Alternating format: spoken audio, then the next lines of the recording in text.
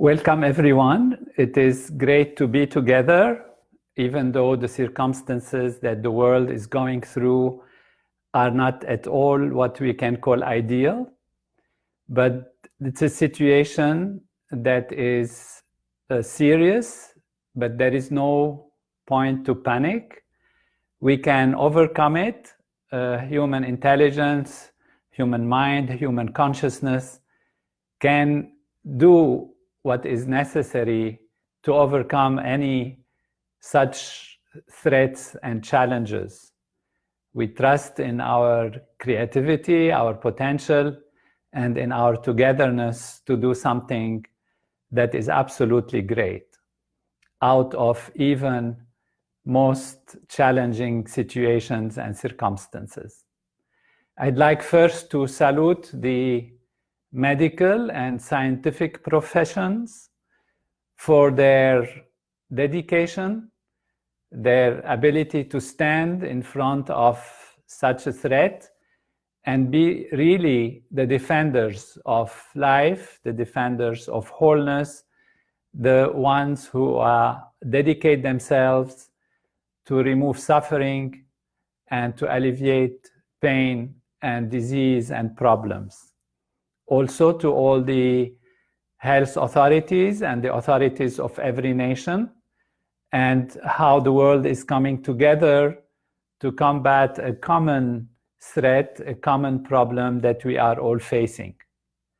There have been, of course, many recommendations that have come from our local governments, national governments, and from the World Health Organization and the entire world. General togetherness in getting statistics, in analyzing what works, what doesn't seem to work, what works better, and in isolation. And also all the leaders on the political level who are looking forward to maintain a society that is balanced, that can recover from this, that nobody actually comes out of it with suffering or lack of living conditions being not so ideal, and therefore it's a common endeavor. And today we want to highlight a few of the recommendations that have been given out, which are very important, and at the same time go into some aspects that maybe have been overlooked and that can be very important, not only for this pandemic, but for prevention of all pandemics in the future and all kinds of such issues that might happen and problems that are of an international character. So I welcome you all. It's wonderful to be together.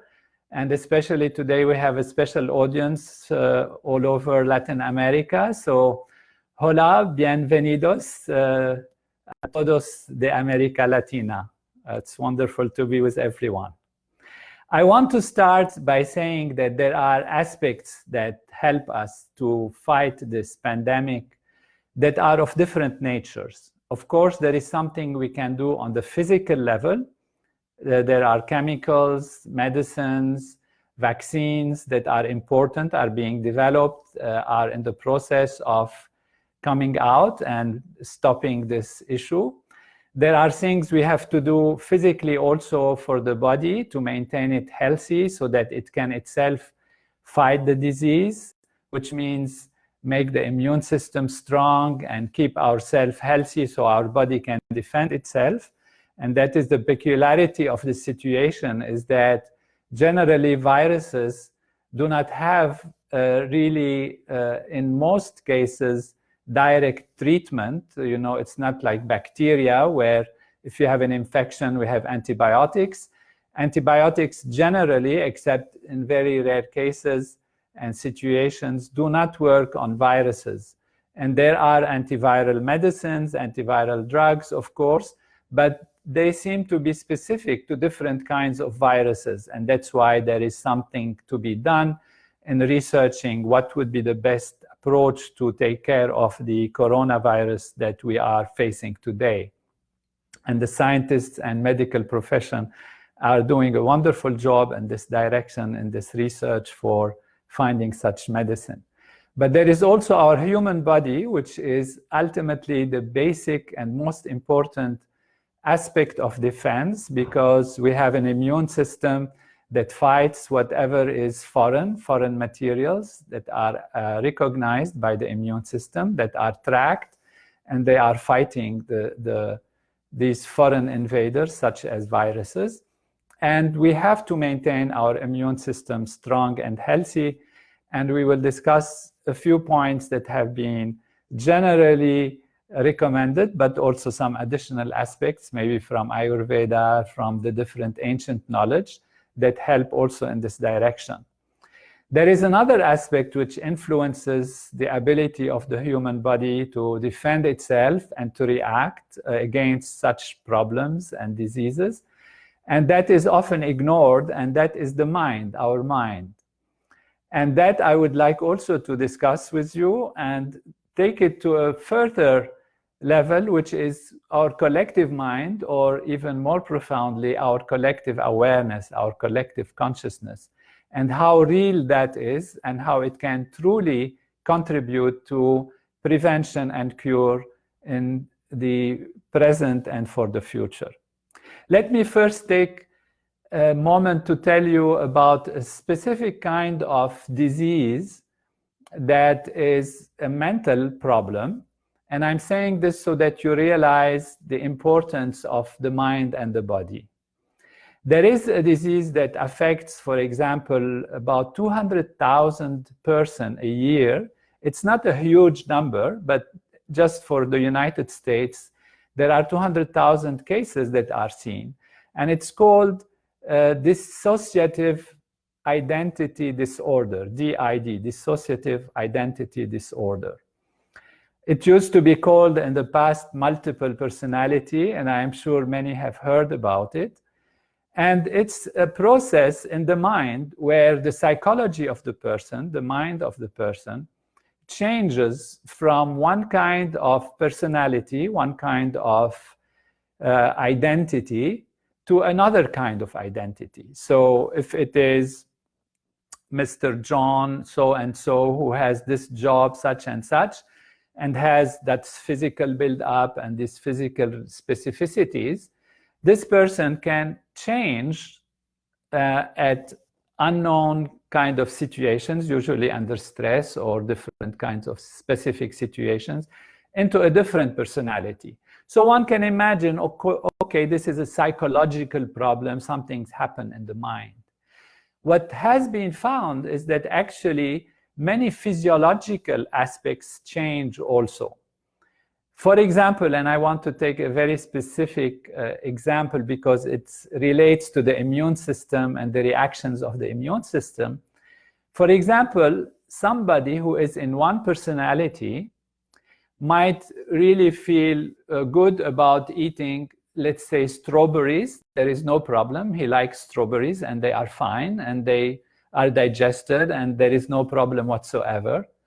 But it was found that certain cases that when the personality changes, so when this person who is usually, let's say, mellow and nice and kind, becomes, let's say, more aggressive or fearful, or has anxiety, and even they change sometimes their identity, who they are, their name, etc., then it's not just a change in the mind, a change in the setup of the mind, but it's also a change in the physiology.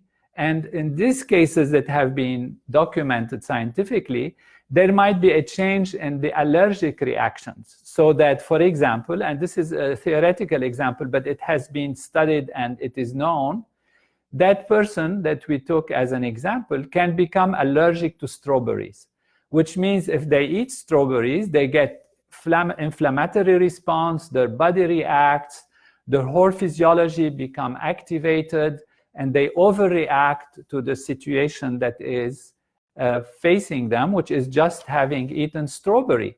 And it's the exact same person.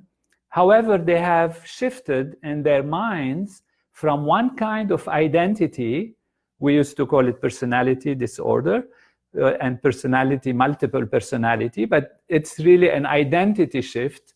And they change from one identity in their mind to another identity.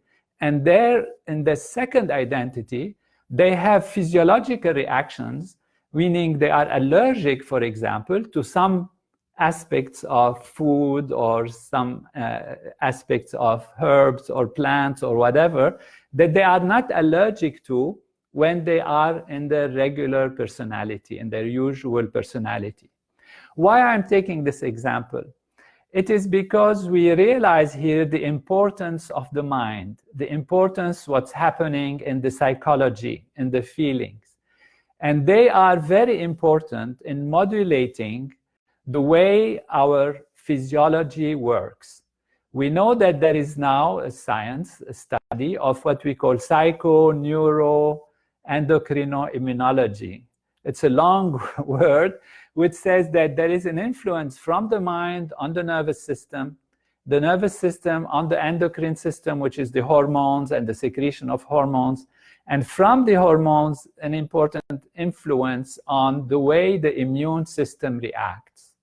And I'm saying this to alert us all that our mind plays a very powerful role in this situation, because it is dealing with a reaction to a foreign material, which is the virus, and the body has to balance this reaction in such a way that it can destroy the virus, but not destroy the body, not overreact and be overreactive to the body. And the mind is very important. And we are all now under situations of isolation, confinement, lockdown, separation. And these can create a situation of stress and strain or fear and panic. And these do not help us. We need absolutely to have a healthy mind as well as a healthy body. On the level of the body, what is very important is to rest well, have good sleep, to eat properly, to avoid things that are damaging to the body, for example, smoking or drugs, or the use of excessive alcohol intake and excessive food intake. So we want to have a good routine of proper diet, balanced diet, because that helps, of course, the physiology to work well, but also give ourselves good rest and good routine so that the body knows when it's eating, when it's sleeping, when it's doing, and not mess up the life and mess up the situation so that we eat all the time, we sleep anytime and all of that. So this regularity is very important. And it's important not to eat except when you are hungry. So we don't want to accumulate heaviness during this period of time. Also, we're coming into a period of spring where in the Ayurvedic tradition, and we had a discussion about that, different body types. This is when kapha, which is the heaviness of the body, the secretions, etc., increases in springtime. And therefore, we want to avoid things that increase that. For example, dairy products, we avoid as much as possible, even cheeses. We avoid sugar a lot, as much as we can, for, of course, not gaining weight, but also for having this balance in the physiology. And it's very important to be balanced in our vitamins intake, particularly vitamin C and vitamin D. And some elements that are like magnesium, selenium, and zinc. You know, these are elements that can lack sometimes in certain diets. And what is also very important is exercise, to keep the body moving, the blood circulation moving, to raise the heart rate a little bit, and to do exercise and keep moving, because the body has a need to have this immune system sending its blood everywhere and circulation of these different mechanisms of reaching different parts of the body and in stimulating certain hormones and certain transmitters that actually help to balance the physiology and keep it healthy. So don't sit too long in one place, move regularly, and move regularly in home if you are in isolation, or outside if you can take a little walk. This is very important. These are just a few things that we can do on the level of the physiology. We can, of course, we check on what other authorities and leaders in the field, if they discover something that is needed. So these are not really cures for, again, for the coronavirus, because some people have proclaimed certain things to be cures, you know, like having gargling or drinking even some different chemicals, etc. We really do not go into that until we follow our medical profession, and it's described and given by the medical authorities when they give them. Now, in Ayurvedic medicine, there are different procedures that can help. For example, you wake up in the morning, you clean the tongue, you do gargling with salt water. You can also do nasya, it is called, which means cleaning up the sinuses and cleaning up the passages of the respiratory tract from the outside. So for this, for example, you take some water, you boil it, about a glass of water, you put a teaspoon of salt and you dilute it well, and then you don't swallow it, you just let it go in and then throw it out. This helps in cleaning up the system. Again, these are not systems of cure for the disease. They are something to keep the system as healthy as possible. Now, on the mental level, it's very important, if you practice meditation, to do it regularly. Certainly, transcendental meditation has been proven to strengthen the physiology, give deep rest, and strengthen the immune system. And research has shown that it decreases the exposure to infectious diseases. But if you don't have transcendental meditation, take time to be inwards. This is the time when we are being called upon, the whole world situation is calling humanity, if you like, to go inwards. And let's use this time for the best possible results, and use it to make it a springboard for an activity that will be after this period that is healthy and strong. And so we want to come out of it with a healthy mind as much as a healthy body. And for this, there are some recommendations that we can give. For example, listening to music. There are specific chantings that can be listened to. There are breathing exercises, which is called pranayama, where you breathe from one nostril and then breathe from the other. You know, besides the yoga that can be done, the yoga exercises that can be helpful. The main thing is to maintain a good routine and have an attitude that is positive without obviously forcing ourselves in any way. And there are certain techniques which we can adopt that help us. And these include, for example, thinking of solutions for the situations that we are facing. If we are at home and we are facing a situation of stress and strain, then don't think of the problems, think of the solution of the problems. Of course, in order to find the solution, you have to analyze the problem. So of course, we use our intellect and we think of how actually to be happy, how to be sane in mind and body. And for that, of course, we have had recommendations of having different distractions, you know, solving puzzles, even watching movies. Try to watch movies that are comics, that are happy movies, that bring a good feeling in the mind. And try to be inward during certain periods of the day, certain periods of the time. The Transcendental Meditation movement, for example, has created what we call Super Radiance program, which is people are coming at the same time to practice their Transcendental Meditation technique and all the advanced techniques that they have. And these are listed, you can find them listed in different places. You can even find them on the website that is drtonynader.com. There is a chart which shows the different time zones. So if you are practicing transcendental meditation, check out these times and join them. And if you are not, you can even join them by taking a time off and closing the eyes and being within. Now, there are attitudes that we can take. People say you should be positive, think of positive things. This is very nice, and when possible, of course, try to do it. But what is very important also is to think of others, which means instead of being too attached to one's own situation, personally, when we are at home and confined, which is natural to have anyway, so whether one can say, do it or don't do it, everybody will be concerned with their own personal situation, but try to be also giving time to others and thinking of others. This is very nourishing to the mind.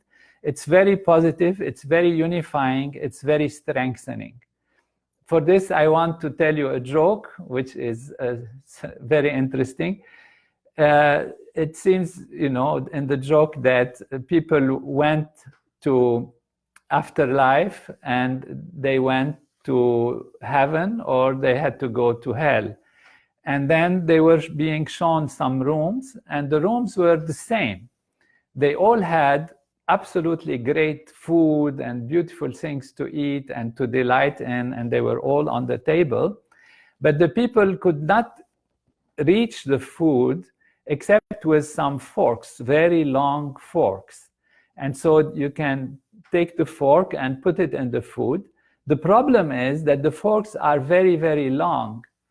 And so there was a place where it's called hell, you know, it's a joke, of course, and in that place, the people were trying to take the food and put it in their own mouths, and it was impossible because the fork was too long.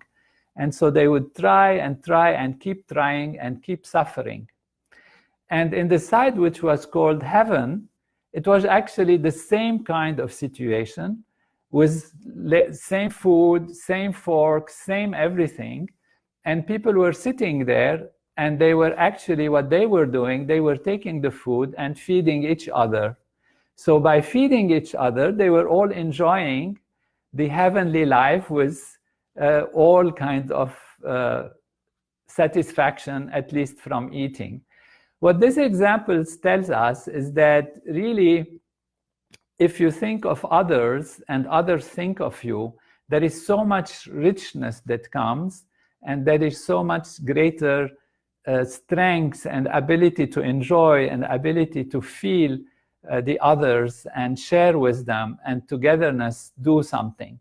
Now we talk a lot about social distancing, which is very important, and we follow the rules very strictly on the physical level. But maybe this is a time to think of also spiritual closeness and to be together, all kinds of people from all kinds of faiths, from all kinds of background, are now together in that problem. And we are, as a humanity, facing it and trying to solve it. We have been forced to be inwards, and distancing ourselves from others on the outside. But if we come together on the inner value, on the value of the being, of the self, and these small gestures, when you are at home, be careful, you know, what the others want, what the others' happiness is, what they are concerned about, what they are worried about. Because it has been shown that the more you are able to transcend the fear of wanting your own happiness just for yourself and too much stressing on that and too much thinking about that, then you actually get more happy, you get more satisfied, you get more fulfilled to think of others' needs.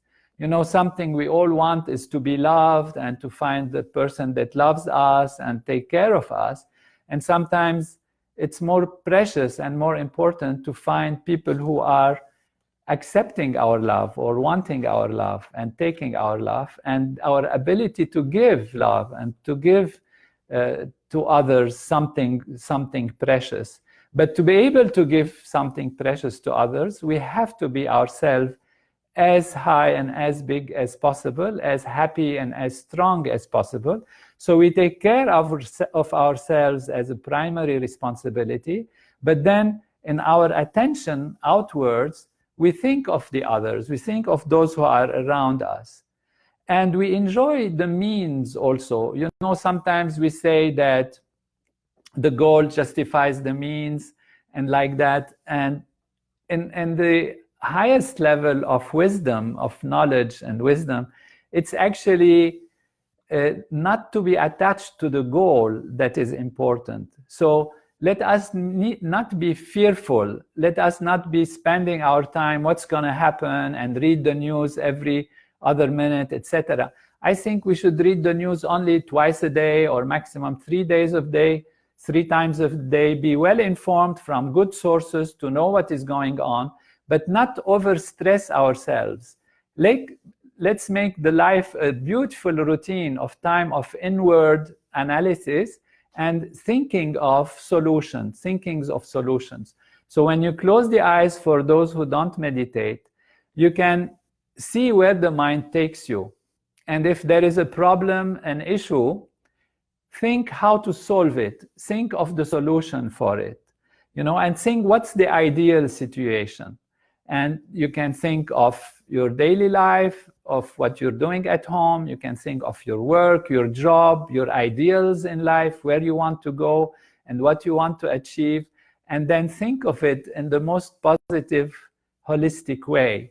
Now, sometimes it's possible, some people can say, when I think of the ideal situation, I hope that this person who is my enemy, you know, goes away, and like that and like this. These are not necessarily the most positive solution. If you have an enemy, what you think about is how you can make your enemy your best friend. How you can make, or how can the enemy or the person is disturbing you in work or job or life, how you can turn them into somebody who is most useful to you, most helpful to your life. And therefore, always think of positive things and things that are bringing us all together, because there is something very profound about life, and that is the unity on the level of consciousness, on the level of being. Life is like a movie that is taking place, and we go through this movie and we experience that movie.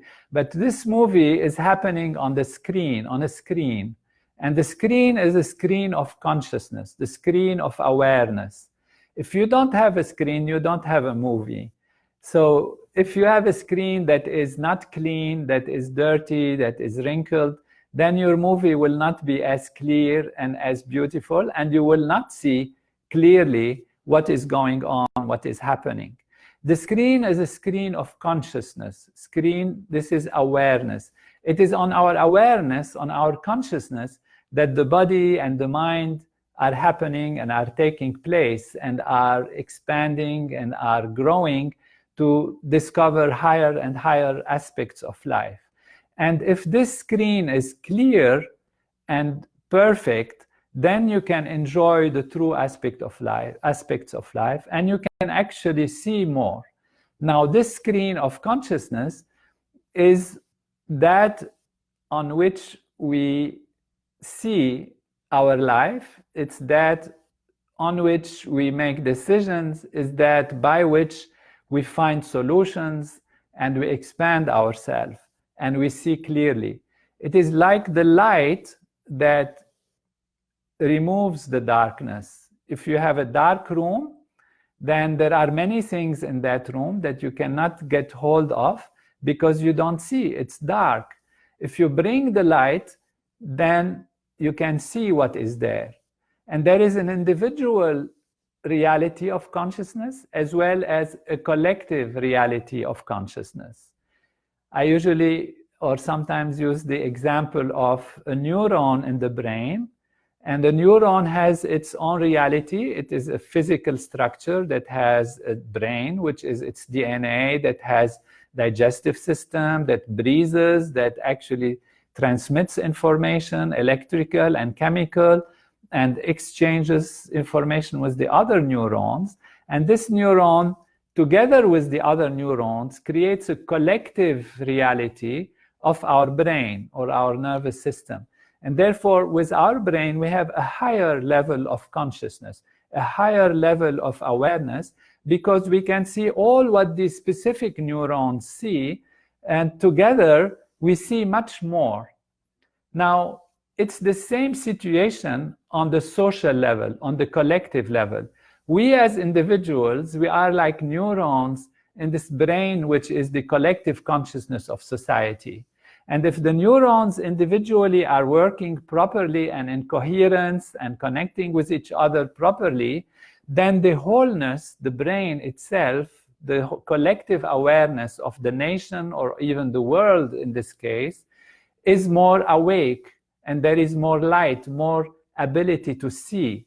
So by going back to the self, to our consciousness as individuals, we are bringing the collective consciousness into a state of greater calm, greater clarity, and bringing the collective awareness to a level that it can start seeing more, in the same way as if a dark room is lit, then there is more ability to see what is in the room.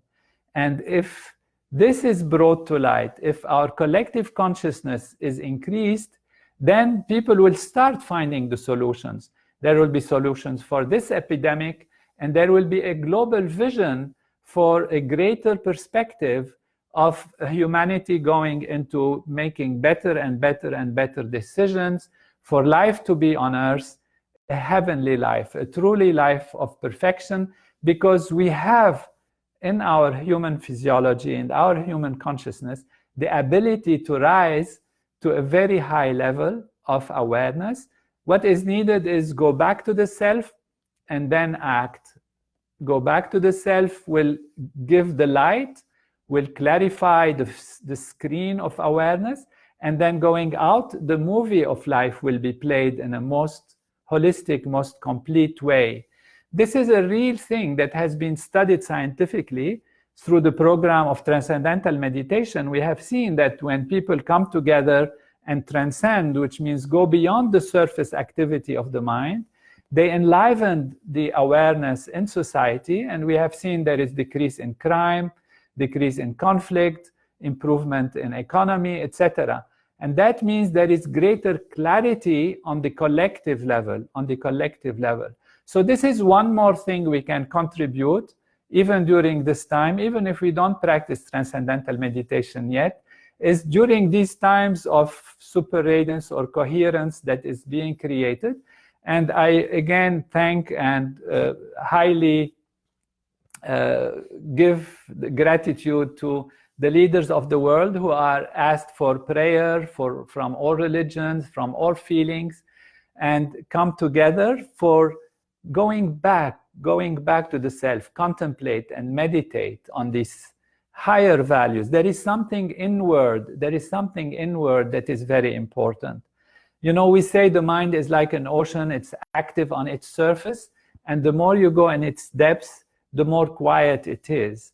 So when you are on the surface, you are being taken around by situations, circumstances, which are the waves on the surface of the ocean, kicking one around right and left. And when you go deeper and deeper, this quietness is what gives strength and power to the waves. So the waves are good if they are using the power of the entire ocean. And if we think of prayer on the surface is very surface-like prayer. It's not so profound, and it doesn't reach its ultimate goal as effectively because you are having a desire on an excited surface level. Whereas in the silence inwards, you are projecting your thought from the most powerful level of natural law, which scientists are describing as more and more unified fields of nature until we reach the unified field, which is the source of all the surface values. And from that level, then the desires can be fulfilled. So there is a secret to how the mind can create an effect on the outside. If it's on the surface, it's very limited effect. But in any case, whenever we want to achieve something, we achieve it on the basis of our thought. You know, people run around, they do this, they build a building, etc. They think it's the muscles of the body that are building the building. But actually, yes, it is, of course, it is the action that leads to the achievement. But what makes the action happen is the mind, is the thought. You first think something, and then you act. Your mind thinks something, makes your body do it. Your body does it. If it's proper, it leads to achievement and fulfillment. So the origin of achievement, of action, is the thought. And the origin of thought is consciousness. It's on the platform of consciousness that everything is achieved. So if we raise collective consciousness of society through our collective practice of going inwards, then our desires are projected from the deepest, most powerful level. We create clarity in collective consciousness, and that also will help even scientists and researchers and politicians and leaders make the right decisions and discover things that are good for the world. So there is an important factor in life, which is the root of life. And as we say, water the root to enjoy the fruit. So you put water on the roots of the tree, which are hidden, and then the outside value flourishes and emerges. So let us use this time of inward direction to bring ourselves back to the inside, back to the self, and nourish all the outer values from that beautiful time that we would spend. And then we will overcome this epidemic and this pandemic. There will be no question about it. Humans will come out very strong, powerful, and they will overcome it because we have consciousness, we have awareness, and through our awareness, we can make the right decisions when the awareness is clear. Let's create that atmosphere of clarity and strength and allow all the steps of progress, evolution, to go in the right direction for maximum fulfillment in life and overcome not only this epidemic, but all other kinds of issues and epidemics that we might face in terms of energy, the climate, the environment, the use and control of artificial intelligence, and all kinds of genetic engineering and all of that. All of these are potential threats for our life.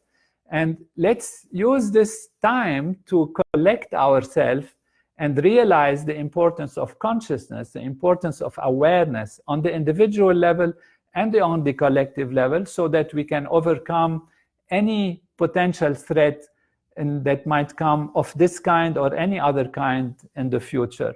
And we can do it. We can do it. Human evolution has come to a point, or life's evolution has come to a point where we have this wonderful awareness, where we are this wonderful humanity that has, of course, is being criticized today that we are destroying the climate, we are doing this, we are doing that. Of course, there are mistakes that are being done, and there are many mistakes, and all of these can be corrected.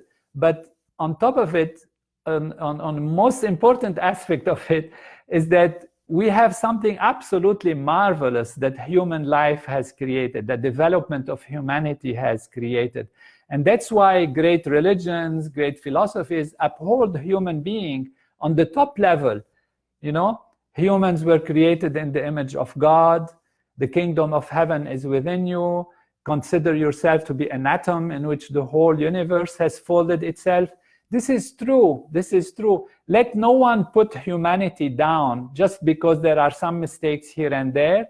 Humanity has done something absolutely wonderful. Human beings are a joy to creation, and they can continue to be a joy to creation if we raise our collective consciousness and live the dignity of life that this human physiology, human nervous system has given us, which is the ability to think, to plan, to understand the universe, to go to outer space, to create cities, to protect ourselves. And we grow in protecting nature, in protecting life, in creating balance. It is going to be absolutely a wonderful world. Let us be strong trust what we have, trust our consciousness, and rise to a very high level of achievement and fulfillment, and use this special time for these purposes rather than, spending time in fear and panic and being afraid of things. So we are gloriously together, and we look forward to more and more these discussions. And I can see that there are some questions that are coming. And one of the questions is, some of us who are living in Southern Hemisphere, please can you tell us about autumn recommendations? Yes, we can do that. There will be different meetings that we will have. I'd like to take this opportunity to invite you, for those who like to join, that I will be giving some specific instructions, even for those who don't meditate, what they can do with the mind, what they can do with the body. And we've organized this through a website, which is drtonynader.com, DrTonynader, which is my name. So Dr. Tony, Tony, Nader, Nader.com. And there you can see the super radiance, you can see the ability to subscribe, and we will have meetings. And I plan some meetings also with Dr. Robert Roth that we will do on podcasts, and different meetings where we will be giving specific instructions for different regions and different conditions for the mind and for the body. Can our children participate in the global meditation also? Yes, they can. We can have a special techniques for them. Also, I will do this for those who like to join through the drtonynader.com website, and we will organize specific simple techniques of closing the eyes and just being on the self. Or if they are very young children, less than 10 years of age, we can also have something else for them. So from Hillary, I have, so you mean if we calm our minds, then society will reflect this? Yes, indeed, exactly.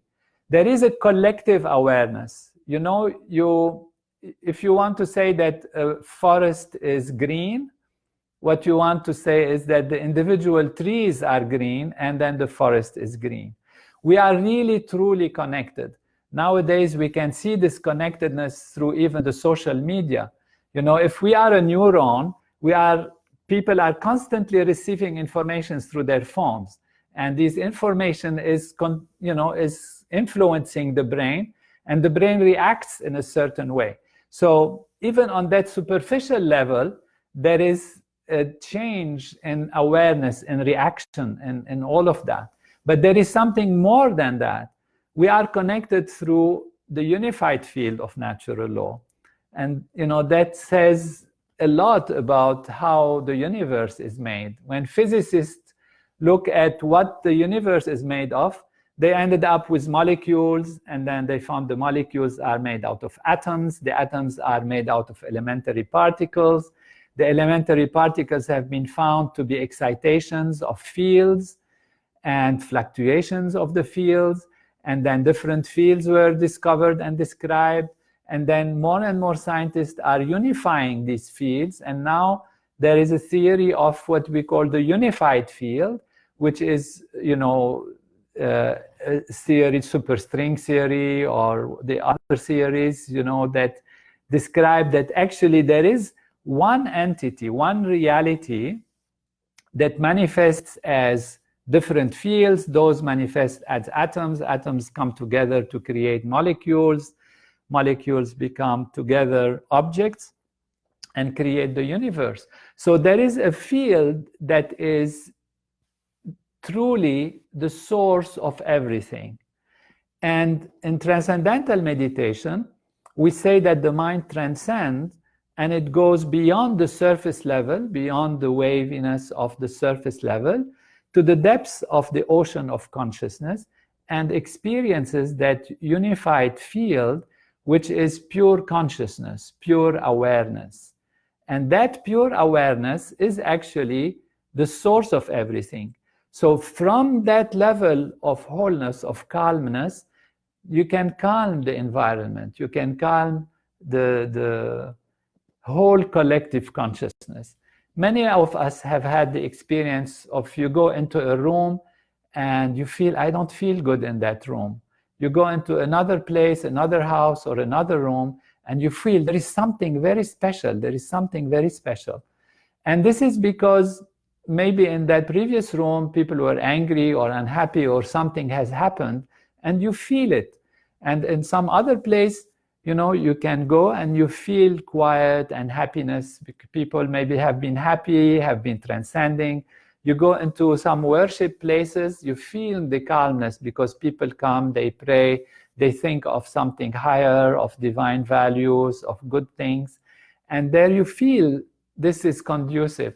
Many of our meditators, even nowadays, they feel that this calmness that has been created is making their depths of transcending and experiencing the inner values even more easy to happen because there is this quietness. However, of course, there is also this fear and panic, which we want to alleviate because it doesn't help our immune system and it doesn't help the collective consciousness. So we want to be strong and hopeful, and we know we can do it and we will do it. And yes, indeed, the simple answer to your question is that if we are more calm, more quiet, more deep inside, then also society is going to be influencing that. So if there are more questions, then please chat them in your comments. If you want to have any more questions coming, I think we spent a good time on this chat, and I send my salutations to all of you, and particularly again, hola to Latin America. Take care, be happy, and it will be beautiful. We will overcome it in a very easy way, hopefully. There might be some things, of course, where we will have to face challenges, but the sooner we come back to the self, the sooner will the scientists be able to discover remedies, and then also the actions of the government will be most effective and quickly, hopefully, take over the situation and solve it in the fastest possible way.